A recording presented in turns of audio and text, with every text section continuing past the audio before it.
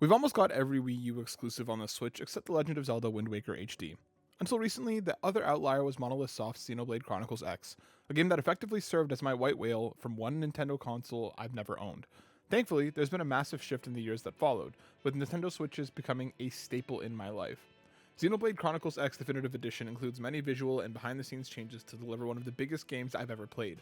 The character models look incredible and no longer have dead eyes. There are also changes to resolution, dual audio, active party swapping, new content, the removal of the blade levels, and much more.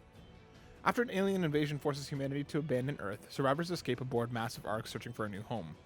One such arc, the White Whale, crash lands on the mysterious planet Mira. Months after the initial settlers begin establishing a foothold, a blade operator named Elma discovers the player's stasis pod.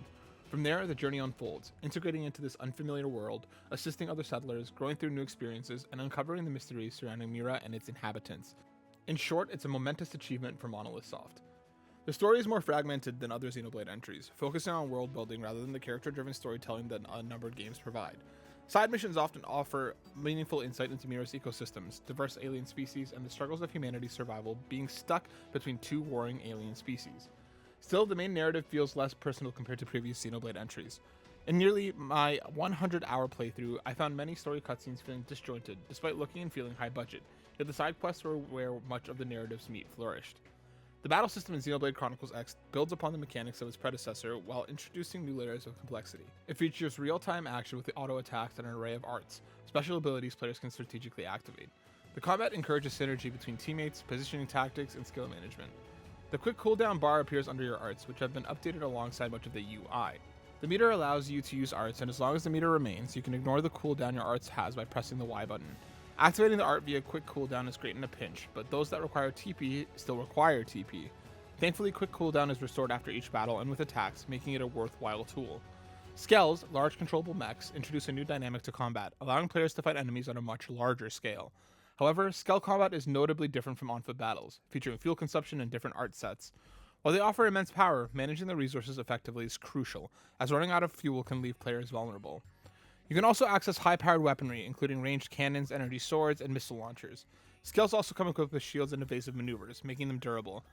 Overdrive is a combat mechanic that enhances attack output and is available in both on-foot and Skell combat.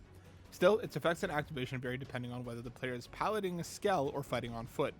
While Skells provide immense power, they are not invulnerable. If a Skell is destroyed, the player may be forced to eject, returning to on-foot combat, adding a risk-reward element to their usage.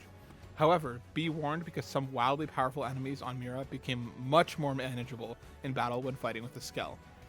New Los Angeles is humanity's primary settlement on Mira and the central hub for the game's activities. The city is divided into several districts, including the Commercial District, Residential District, Industrial District, and Administrative District. Each area has its own distinct function, from housing shops and research labs to government buildings and Blade headquarters.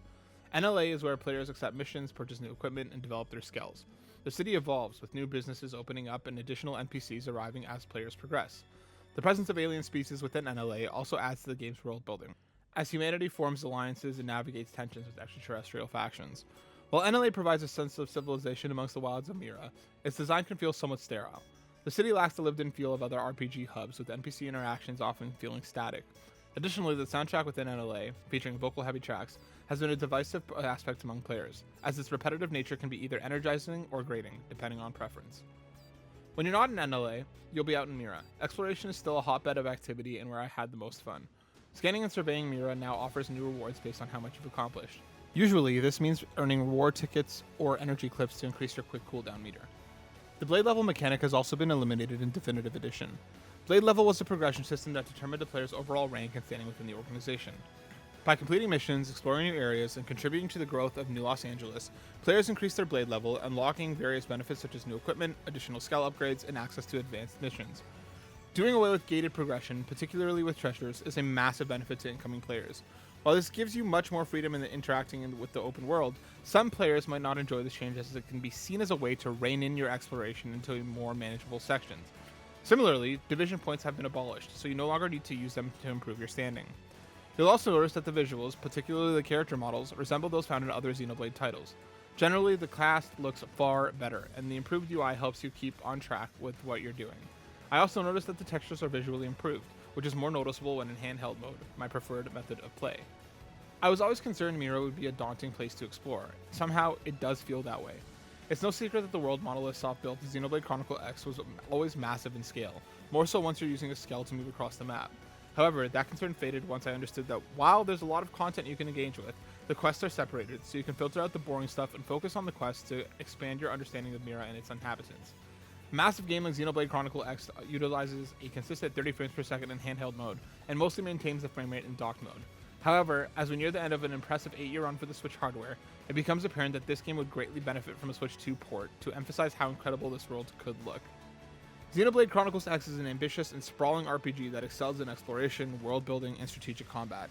It offers one of the most impressive open-world experiences, bolstered by deep customization and engaging mechanics.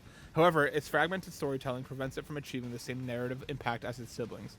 For players who enjoy vast open-world exploration and deep RPG systems, Xenoblade Chronicles X Definitive Edition is a rewarding experience. However, those looking for a more structured, character-driven story may find its approach less compelling. Despite its flaws, it remains a unique and memorable entry in the Xenoblade series, particularly for those willing to immerse themselves in its vast world and intricate mechanics. Thanks for watching.